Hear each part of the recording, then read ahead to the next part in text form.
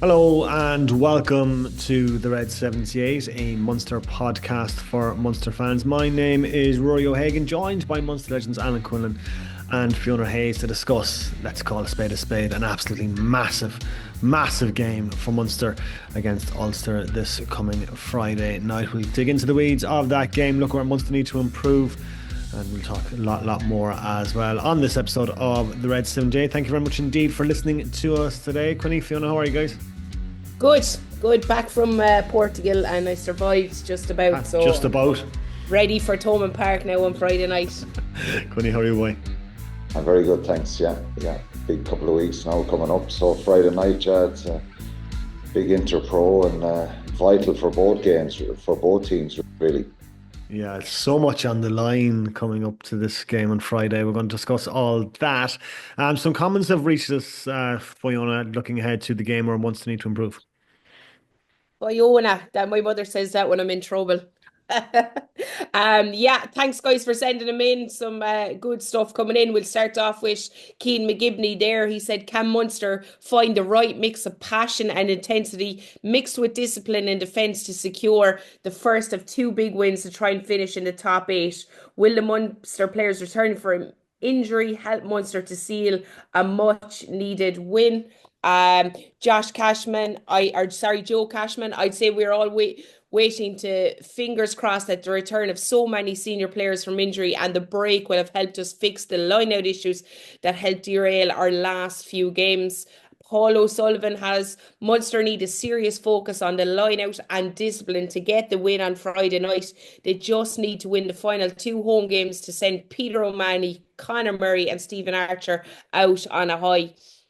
John Carroll, Munster need a serious focus on discipline for this game. Ulster will be going all out to win in an attempt to make the top eight. Serious increase in intensity and guile in attack needed if Munster are to win. Anything other than other than Champions Cup qualification is unacceptable. Aidan, I think missing the playoffs. This is interesting. I think missing the playoffs and going into the Challenge Cup next year is better option for Ulster as they try to build their way back. Would the same suit Munster too? He's a Ulster season ticket holder. And Christopher Murphy, 2 games left to qualify for Champions Cup. Get that done, then make some noise in the URC playoffs. A season with massive coaching disruptions can still end positively. Right, so plenty to discuss in there. Just team news wise, Mike Haley, Gavin Coombs, Calvin Nash, Jim McBarron, and Craig Casey all played in Cardiff. They came through the game with no issues. Tom O'Hearn, Stephen Archer, Liam Coombs, John Hodnett, Ollie Yeager, Conor Murray, Peter O'Mahony, Josh Wycherley, they're all back in training this week. They missed the Cardiff clash. Looking good in the injury front for Munster and for Ulster. Ian Henderson's back in training. He might feature. He's been missing since February with a hamstring injury. Quinny, put it into context for us. Just how big is this game on Friday night? Well, it has obvious ramifications for both sides. I think Munster are ninth in the league, Ulster are 12th. Both have won 7 games, lost 9 games each. 3 points separating them. Look, I think Aidan makes a very interesting point. The Ulster season ticket holder there and his comments on it, and I kind of that one jumped out at me yesterday. Um, and he's not the first person to suggest that maybe Munster would be better off in the Challenge Cup, try and get some confidence, um, you know, challenge for that. Um, I don't think so. I think the financial ramifications, the bums on seats, the season tickets, sales, all that kind of stuff. And let's be honest, the Challenge Cup game in Thomond Park, or could be I know there's going to be a game down in Cork in Páirc Uí Chaoimh as well. It's not the same. European games they're different. The Champions Cup games, and Munster synonymous with the European Cup since its inception. So, no, I think for me, I could never envisage a mentality of being better in the Challenge Cup, Mm. even if you had a very weakened team and you from the outside you were saying, well, we've no chance of even getting out of the pool. I still think those games are great. They're the history of Munster and the fact of sometimes these big teams coming, whether it's touring teams, international touring teams, or big English or French teams coming to Thomond Park, is their special days. So I wouldn't like to run the risk and say maybe it'd be more beneficial playing the Challenge Cup, because you can obviously you can go from the Champions Cup into the Challenge Cup anyway, if you don't get out of the group and stuff like that. So there's still a pathway there. When you look at what Bordeaux um, did against Toulouse and getting to a final, and the outstanding performance they put up against Toulouse at the weekend, you go back and you think maybe if Munster hadn't so many issues around their line out and turnovers and some mistakes they made in that first half against Bordeaux, that maybe it could have been a little bit different. I think if the game is closer, Bordeaux still win the game, but I still think the gap. I don't know how big the gap is. I think some weeks we think it's massive, other weeks we think it's not so big. I.e., they go to La Rochelle and they get a win, and then the last couple of weeks have been poor by the Munster team. Some basic stuff. So I don't necessarily think it'd be a good idea going into the Challenge Cup, even though some people have that opinion. But I think from a financial, commercial point of view, it hits you in the pocket there, and um, Munster need money, they need finances, for various different reasons, and if you want to attract some players in, they want to play in the Champions Cup. So it's a different conversation altogether. But Munster need to be a lot better this week. They need to improve dramatically. Aside from it being an inter-pro, and I think this is probably the last thing on anyone's mind. Paul O'Connell will be watching these games in the next couple of weeks with a view to selecting an Irish squad. So there is some traction for some players to maybe put their hands up there and go on that tour, to that summer tour with Ireland. It's an inter-pro. The rivalry is there, but the biggest thing here is league points. I think Munster, Ulster have got to win both games, probably with bonus points, and get 10 points and get to 40.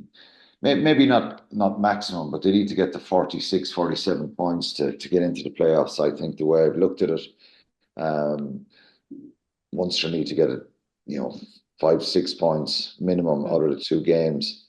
And you certainly don't want to be going into the game the week after against Benetton and Cork, who are a very dangerous side with loads of internationals, Italian internationals, and some good overseas players as well. So I think for Munster, they just have to try and get a win this week. And Ulster are dangerous because they're going to throw caution to the wind. They're going to attack Munster all over the pitch, and they've got to be ready for that. So, they can only control what they do, Munster, and their preparation. I think, the most obvious deficiency in the last number of weeks has been the line-out. Did no game at the weekend, so let's hope that they've addressed that issue and put a lot of time and work into it, and they have a platform for this week that they can attack off of, because their whole game has been affected in attack and defence by their line-out. Their turnovers, their ball handling has been poor in the last few weeks. So yeah, they've got to try and find some bit of form now, and I think they're capable. We said it after the Cardiff game. It was last week. It was a very, very lackluster, disappointing, frustrating watch for anybody. I'm sure the players were frustrated themselves, but they've got to turn the screw this week, because Ulster are a very, very dangerous proposition, and they'll really fancy it in Thomond Park. And as I said, if they lose, they're done for. You know what I mean? So they've got to find a result. They're away to Edinburgh the week after, and even if they were, if they were to lose to Munster this week, it's more effectively done for Ulster. They'd be relying on other results the following week and hoping that they get a bonus point away to Edinburgh. So it's still in their hands as well. So yeah, it makes it for a very exciting game. And a number of years ago, playoffs it's probably going back a good few years now, but I played in the competition where the league was over after 3 or 4, with 2 or 3, 4 games left, and everybody kind of down tools and mixed and matched teams and stuff like that. I know there was always the qualification thing there, but these playoffs have been brilliant the last few years. They've been, right across the board this weekend. There's so many games that can make such a difference, and it makes the competition brilliant and really exciting. And yeah, Friday night is the start of it, really, with a massive inter-pro game that Munster and Ulster both need to win. Yeah, it's going to be absolutely massive. As Connie was saying there, Fiona, like both sides have had the week off, which is probably great news for Munster because, as Connie alluded to, there's so many issues that Munster have had to work on the training field that hopefully they'll have ironed out by Friday. Yeah, look, it's definite. The line out is the obvious one, and Quinny was chatting about it. I mean, I think it was after Christmas. I was looking at the stats around the line out and the scrum, and Munster were up around fifth or sixth in that, but now they've jumped down to 15th in the URC. With 81%, and Mm. it's which is 16th themselves, and Zebra are the same. So they'd be absolutely disgusted with that because it's an area of the game certainly Munster has prided itself on over the years. So I think it's yes, everything is we've chatted on here. It's fixable. We've said this, we've said that, but for the last couple of weeks in particular, I think there's just been such a variety of what's gone wrong between the throw, between the movement, Mhm. between the jump, between the lifts. So you would imagine in that week off, Rory, that they've spent a long time in getting those connections right, which is going back to basics. That's where they'll have to go because the lifts were out of sync. The throw, the communication even was bad, as I said. So certainly a week at that level will help you sort out a lot of things. But on the flip side, when confidence is low, it's certainly an area of the game Ulster are really going to attack. And I think in the last couple of games as well, certainly discipline. I think they're not too bad. They're up sixth in the discipline charts, but the last few games in particular has dragged them down a bit because of the yellow cards, giving away penalties in the wrong area. So certainly in Thomond Park, you've got to get the crowd behind you as well. So I think they'll have to sort out that and not be giving away Ulster stupid penalties because we know Jack Murphy has a good boot in him as well, and certainly they'll be kicking for posts unlike Leinster, I suppose, the week before. They'll be if it gets tight, they'll be kicking for posts because it's a must-win game for both teams. Yeah, Connie, talk I to me. think we Yeah. should. I think we should look back a little bit here. You talk about the importance and the significance of this game, but um, in 2023, Munster finished fifth in the URC, and around 17-18 they went to Stormers in Cape Town, won, got a bonus point win, went to Durban and got a draw. Was it 7 points they got from those Mm. two games? The expectation going to South Africa is that they mightn't get anything out of that. They put them into fifth place. They went to Glasgow and had a brilliant win there in the quarterfinals.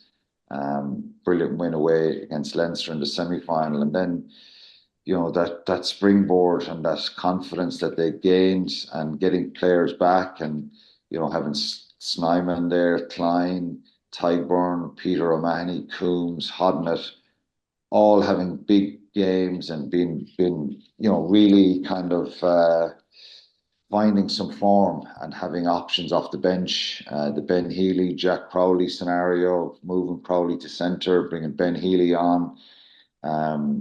Fekito was outstanding. Anton Frisch, Nash, Daly on the wings, Haley Foot. Everyone was just found the right kind of form. And I was trying to find kind of reasons to say, well, look, if Munster make the playoffs here, if they get to sixth, seventh, they could end up being away to, if they're seventh and as the table stands, they'd be away to Glasgow.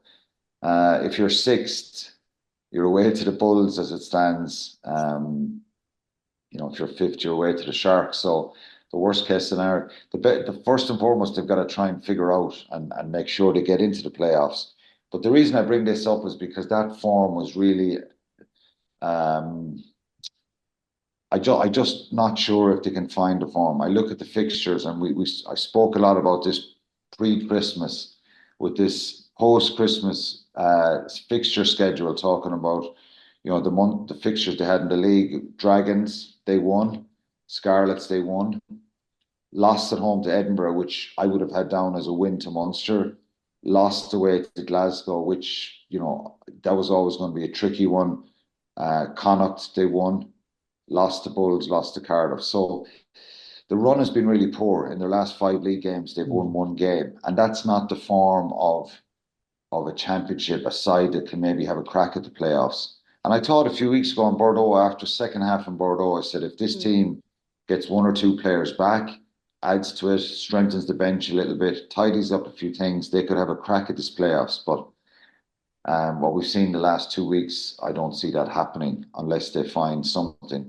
And the onus is on the players here and the coaches to really look hard in the last 2 weeks, because let's be honest, it hasn't been good enough, and it's not the form of a side that you'd fancy to have a crack at teams in the playoffs. At best here, they're going to be away in a quarter-final. If they win that, away in a semi-final. If they win that, away in a final. They did that in 2023, but things were looking differently. There wasn't the big issue is that we keep saying it's the line-out, and we could see the same again this week. Ulster will be putting that pressure on. I don't know if you get the same sort of pressure as they've got, because Ulster have their own issues around their injuries, but it hasn't been good enough. And I think it'll end up being very much a disastrous season if Munster don't make the playoffs and make Europe. So how is that pressure, Fiona, likely going to make the Munster players respond? They've obviously seen the criticism of them over the llast couple of weeks. How are they going to respond to that? Yeah, well, look, I think no better place than Thomond Park on a Friday night to respond to that. And the crowd have to get out and get behind them because it's such a huge game.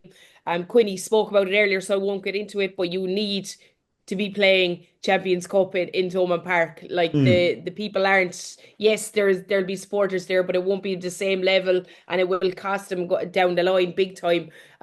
So certainly I think the players will understand what's going on, but they'll be just focusing on what they can fix, and they'll know the handling errors in particular has been atrocious in some games. So whether they need to tighten up the attack, yes, it's structured. The structure is there, but when they lose shape, and we saw it last week was the worst I've seen it, when they lost shape altogether, they just really struggled to find a way to get back into that, to be able to get over the gain line. So with the couple of weeks off, they'll be focusing on that, and they'll know these Ulster players inside out as well. It's always been a ferocious battle, be it up in the north or be it down here, and they'll bring that physicality. So Munster will know that is coming their way, but they'll certainly have to come up with some big moments around set piece, because people love that aspect of the game. And certainly Munster at the start of the season were coming up some lovely strike plays. I've seen nothing, and that being because obviously they're struggling at line out time. The scrum has actually improved, I think,